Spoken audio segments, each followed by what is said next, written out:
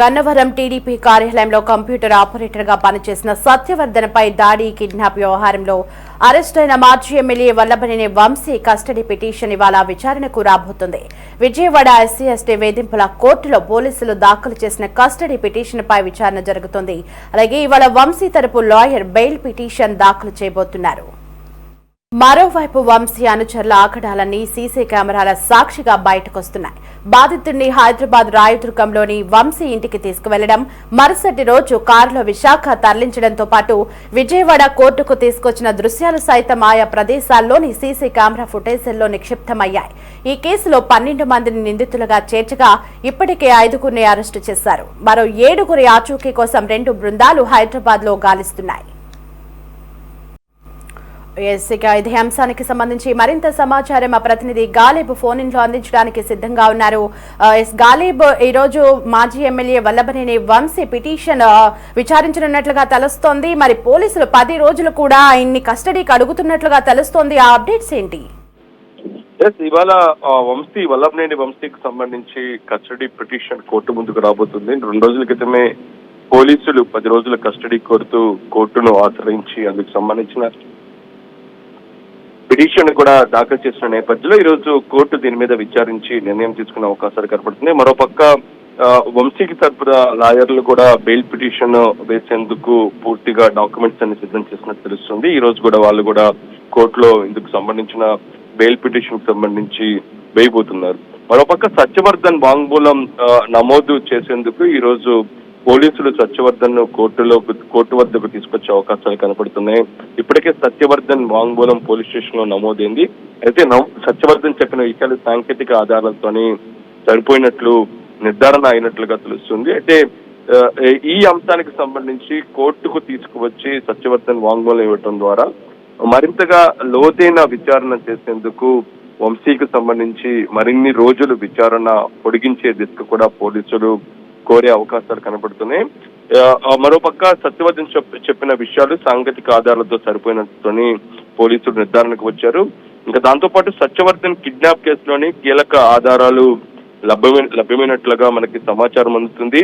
రాయదుర్గంలోని వంశీ ఇంట్లో CC footage లో సత్యవర్ధన్ ఉన్న వీడియోలు బహిర్గతమైనట్టు ఈ నెల 10న అర్ధరాత్రి సత్యవర్ధన్ ను వంశీ ఇంటికి తీసుకెళ్లినట్లుగా అనుచరులు తీసుకొచ్చినట్లుగా మనకి పోలీసు వర్గాల నుంచి కూడా సమాచారం అందుతుంది. 11 ఉదయం సత్యవర్ధన్ ను వంశీ ఇంటి నుంచి బయటకు తీసుకెళ్లిన వీడియోలు కూడా లభ్యమైనట్లుగా మనకి సమాచారం అందుతుంది. అయితే వంశీ అనుచరులు 7గురి కోసం హైదరాబాద్ లో 2 బృందాల వేట కొనసాగుతుంది. నిందితులు మాత్రం ఫోన్ స్విచ్ ఆఫ్ చేసుకోవడంతో బంధువులు సన్నిహితుల కాల్స్ పై పోలీసులు నిఘా పెట్టారు. నిందితులు దేశ సరిహద్దులు దాటకుండా ఈ రోజు పోలీసులు లుకౌట్ నోటీసులు కూడా జారీ చేసినట్టు తెలుస్తుంది. అదే మొత్తం వంశీ అరెస్టు ఆ తర్వాత పరిణామాలు చూసుకున్నట్టయితే ఈ కిడ్నాప్ వ్యవహారాలకు సంబంధించి ఒక్కొక్కటిగా బయటికి వెలుగులోకి వస్తున్న పరిస్థితి కనపడుతుంది. కొన్ని కీలకమైన పరిణామాలు కూడా ఈ కేసులో చోటు చేసుకుంటున్నాయి. సత్యవర్ధన్ ను కిడ్నాప్ చేసిన తర్వాత వంశీ ఇంటికి తీసుకెళ్తాం. ఇది కీలకమైన పరిణామం. ఇందుకు సంబంధించి ఖచ్చితంగా సీసీ ఫుటేజ్ సంబంధించిన క్లిప్పింగ్స్ మాత్రం కోర్టుకి సమర్పిస్తే మాత్రం మరింతగా వంశీకి ఉచ్చు బిగించే అవకాశాలు కనబడుతున్నాయి. ఎందుకంటే వంశీ ఇంటికి తీసుకెళ్లటం, దాంతో పాటు తీసుకురావటం లాంటివి చూసినట్టయితే ఒకవేళ వంశీకి సంబంధించిన న్యాయవాదులు బెయిల్ పిటిషన్ వేసే సమయంలోని వంశీకి సంబంధం లేదు అంటూ కూడా వాదించినా సరే ఖచ్చితంగా బెయిల్ కూడా తిరస్కరించే అవకాశం ఉన్నట్లుగా పోలీసులు భావిస్తున్నారు. అయితే పూర్తి స్థాయిలో అన్ని దారుల్లోని ఈ కేసుకు సంబంధించి ఎటువంటి ఆధారాలు ఉన్నాయి దానిపై కూడా పోలీసులు ఫోకస్ పెట్టినట్లుగా మనకి స్పష్టంగా కనపడుతుంది. ఎందుకంటే మొదటి నుంచి వంశీ అరెస్టు జరగక ముందు ప్రాథమిక ఆధారాలు కావచ్చు, ఆ తర్వాత వంశీ అరెస్ట్ అయిన తర్వాత మరింత దూకుడుగా ఈ కేసు మీద బెజవాడ పోలీసులు ఫోకస్ పెట్టారు. ఇటు హైదరాబాద్ లోని ఇంటికి వెళ్ళటం, సీసీ ఫుటేజ్ స్వాధీనం, ఆ తర్వాత ఫోన్ కోసం తనిఖీలు.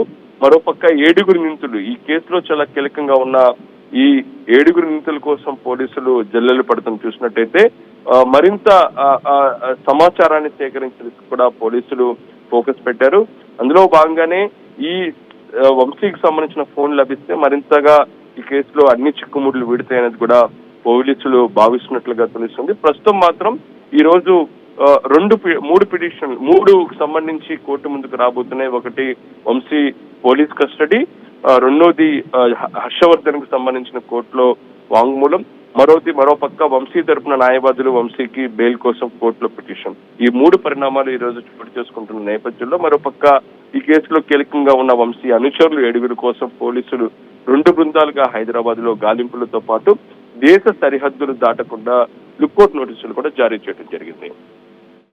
ఎస్ గాలిబ్, అయితే మరోవైపు చూస్తే వైఎస్ఆర్సీపీ పార్టీ వంశీని వాడుకుని వదిలేసిందనే వార్తలు తెర మీదకి వస్తున్నాయి. వైఎస్ఆర్సీపీ నాయకుడు జగన్ కానీ వైసీపీ నాయకులు అయితే ఎవరైతే ఉన్నారో వాళ్ళంతా కూడా ఎవరు వంశీకి మద్దతు ఇవ్వలేదు అంటూ కూడా తెలుస్తుంది. ఈ పరిస్థితికి కారణం ఏంటి? ఇదంతా చూస్తుంటే వంశీ ఒంటరయ్యాడని అనుకోవచ్చా? ఇదంతా ఎలా చూడాలి? అంటే వంశీకి సంబంధించి ఎలక్షన్స్ తర్వాత ఖచ్చితంగా కొత్త ప్రభుత్వం నుంచి ఖచ్చితంగా ఇబ్బందులు వస్తాయని మాత్రం వంశీ భావించారు. గతంలో చేసిన తన తప్పులు, అవినీతి కార్యక్రమాలకు సంబంధించి అన్నిట్లో ముందస్తు బెయిల్ సంపాదించుకున్నారు. అయితే ప్రధానంగా చాలా సీరియస్ గానే గవర్నమెంట్ తీసుకుంది గన్నవరం కార్యాలయం మీద, టీడీపీ కార్యాలయం మీద దాడి. ఈ అంశానికి సంబంధించి కొత్త ప్రభుత్వం వచ్చిన తర్వాత ఈ కేసును మరింత బయటకు తీసింది. ఫిర్యాదుదారుల మేరకు ఈ కేసులో దాదాపు 88 మందిని కేసును నిందితులుగా చేయడం జరిగింది. మరి కొందరి మీద అరెస్టులు కూడా జరిగాయి. దీంట్లో వంశీ పేరు కూడా చేర్చారు. వంశీ దీని మీద ముందస్తు బెయిల్ మీద బయటకు వచ్చారు. అయితే పక్కాగా అన్నిటిలోని ఎటువంటి లీగల్ కు సంబంధించిన అంశాలు లేకుండా వంశీ ఆచితూచి వ్యవహరించినా సరే ఈ కిడ్నాప్, సత్యవర్ధన్కి సంబంధించిన కిడ్నాప్ వ్యవహారానికి సంబంధించి వైసీపీ కూడా కొంత అసహనంతో ఉన్నట్లుగా తెలుస్తుంది.